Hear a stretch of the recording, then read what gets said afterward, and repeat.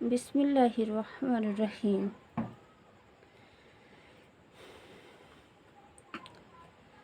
ইবাদত সম্পর্কে আলোচনা।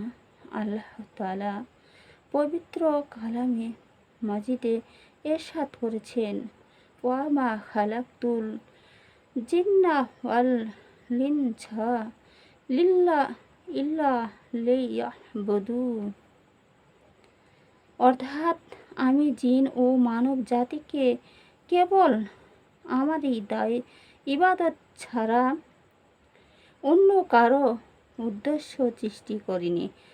একমাত্র আল্লাহ তাআলা যাবতীয় আদেশ নির্দেশ হুকুম আহকাম পালন করে চলা এবং তার অধিকতর সন্তুষ্টি লাভের জন্য অতিরিক্ত নেক কাজ করা কিংবা নফল ইবাদত করার ইবাদতে ভিতরে গণ্য। ইবাদত শব্দের অর্থ বন্দাগি করা, গোলামি করা, দাসত্ব স্বীকার করা। মানব জাতি আল্লাহ তাআলার বান্দা বা গোলাম। যে সমস্ত নেক কাজ করে মানব জাতি আল্লাহ তাআলা সন্তুষ্টি ও তার রহমত লাভ করিতে পারে, তাই ইবাদত। ইবাদতের প্রকারভেদ। ইবাদত তিন প্রকার। এক, ইবাদতে বদিনী। দুই, ইবাদত মালি। তিন, ইবাদতে রুহানি। এটা প্রত্যেকটির বিবরণ নিম্নের দেওয়া হইল। এক, ইবাদতে বদিনী শরীরের কিংবা তার অঙ্গ প্রত্যঙ্গ দ্বারা যে সমস্ত ইবাদত সম্পাদিত হয় তাকে ইবাদতে বদিনী বা শারীরিক ইবাদত বলা হয়। যেমন নামাজ পড়া, রোজা রাখা, ওযু করা, কষ্ট করে হাঁটিয়া মসজিদে যাওয়া, জামাতে শরীক হয়ে নামাজ পড়া, স্ত্রী সন্তান সম্পত্তিদের জন্য ভরণ পোষণের নিয়তে হালাল পথে শরীরকে খাটাইয়া রোজগার বা কামাই করা, কষ্ট করে পথ চলিয়া আলেম হক্কানি বুজুর্গণের দিনের খেদমতে উপস্থিত হয়ে ফায়েজ হাসিল করা। দিন ইসলামে ওয়াজ মাহফিল শারীরিক হওয়া ইত্যাদি ইবাদতকেই শারীরিক ইবাদত বা ইবাদতে বদিনী বলা হয়। দুই, ইবাদতে মালি অর্থাৎ রাধিক ইবাদত। টাকা পয়সা ধন দৌলত দ্বারা আল্লাহর রাস্তায় ব্যয় করে যে ইবাদত করা হয় তাকে ইবাদতে মালি বা আর্থিক ইবাদত বলা হয়। যেমন ফিতরা, যাকাত, সদকা, খয়রাত ইত্যাদি।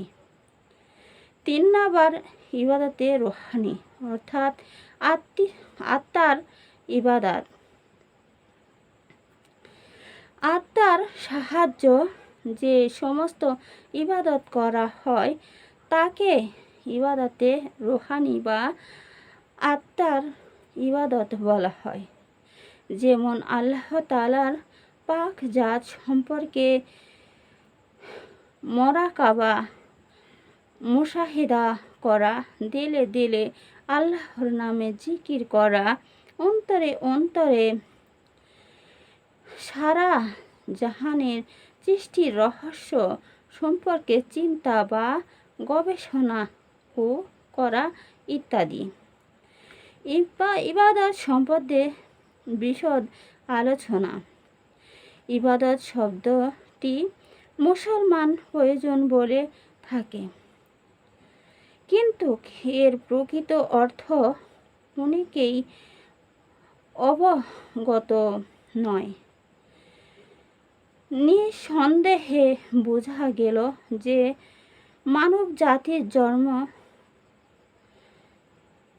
ছাড়া আর জন্ম তার জীবনের উদ্দেশ্য ও লক্ষ্য আল্লাহ তাআলার ইবাদত ও বন্দাগির ছাড়া আর কিছুই নয়।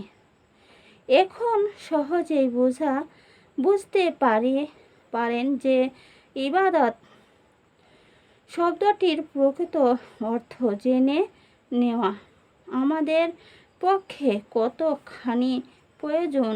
ইবাদত শব্দটির অর্থ না জানিলে যে মহান উদ্দেশ্য মানব সৃষ্টি করা হচ্ছে তা কিছুতেই লাভ করা যাবে না। আর যে বস্তু তার উদ্দেশ্য লাভ করিতে পারে না তা ব্যর্থ ও নির্ভুল হয়ে থাকে। ডাক্তার রোগীকে নির্মাণ করিতে না পারিলে বলা হয় ডাক্তার চিকিৎসার ব্যর্থ হয়েছে। কৃষক জমিতে ভালো ফসল জমাতে না পারিলে কৃষিকাজে তার ব্যর্থতা প্রমাণিত হয়। তেমনি মানুষ যদি তার জীবনের উদ্দেশ্য লাভ অর্থাৎ ইবাদত করিতে না পারে তবে বলতে হবে যে তার জীবনে ব্যর্থ হয়েছে। এই জন্য আমরা যে ইবাদত শব্দটি প্রকৃত অর্থ ও তাৎপর্য জানার জন্য বিশেষ মনোযোগী হবেন এবং তা আমাদের হৃদয় মগজে বদ্ধমূল করে নিতে হবে। কারণ মানব জীবনের সাফল্য ও ব্যর্থতা এরই উপর একান্তভাবে নির্ভর করে থাকে।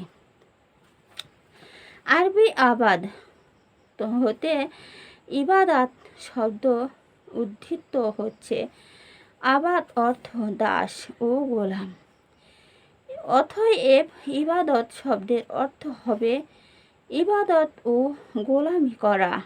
যে ব্যক্তি অন্যর গোলাম সে যদি তার বাস্তবিক মনিবের সামনে একান্ত অনুগত হয়ে থাকে এবং তার সাথে ঠিক চাকরের ন্যায় ব্যবহার করে তবে একে বলা হয় বন্দাগি ও ইবাদত।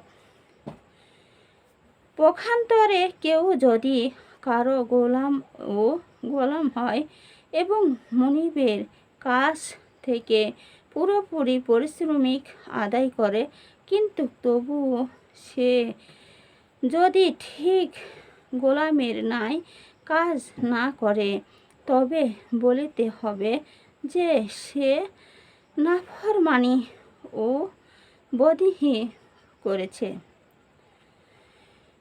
আসলে একে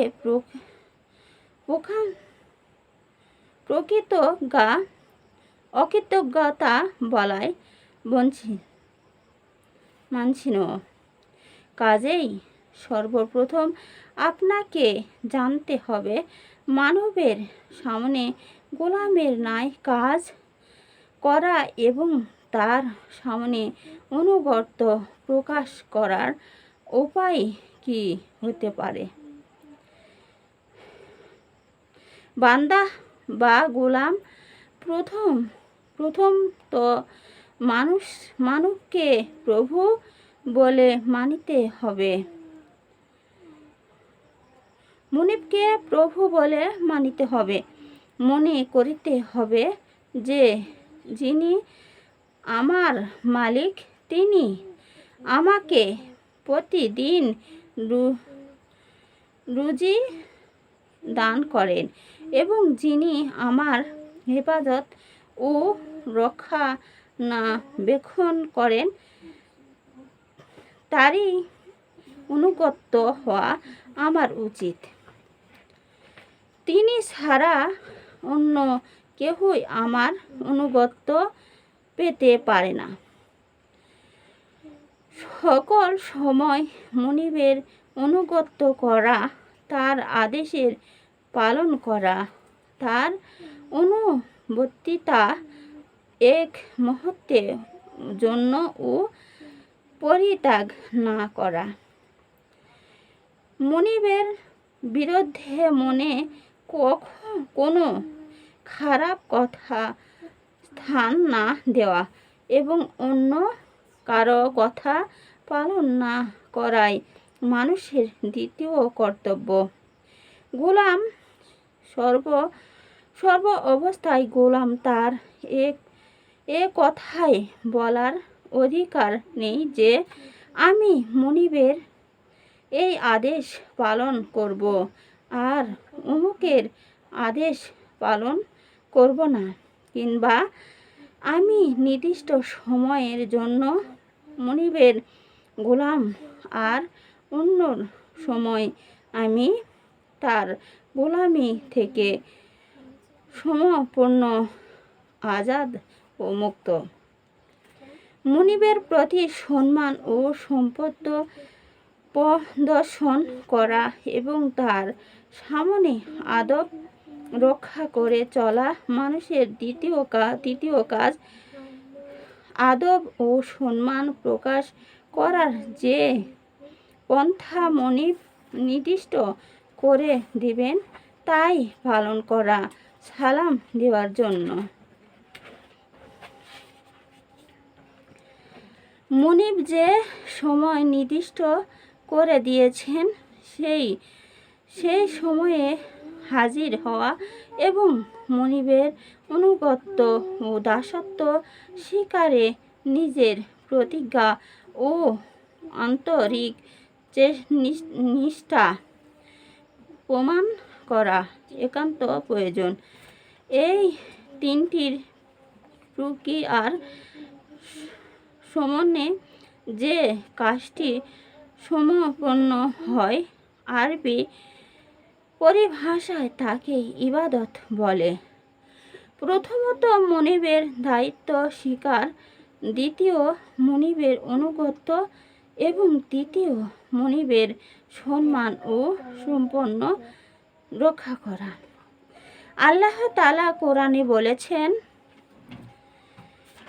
ওয়ামা খালাকতুল জিন্না ওয়াল ইনসা ইল্লা লিয়াবুদুন। এর পৃথক মর্ম হচ্ছে মহান আল্লাহ তাআলা জিন ও মানব জাতিকে একমাত্র এই উদ্দেশ্য সৃষ্টি করেছেন যে তারা কেবল মহান আল্লাহ রব্বুল আলামিনের দাসত্ব করিবে, অন্য কারো নয়।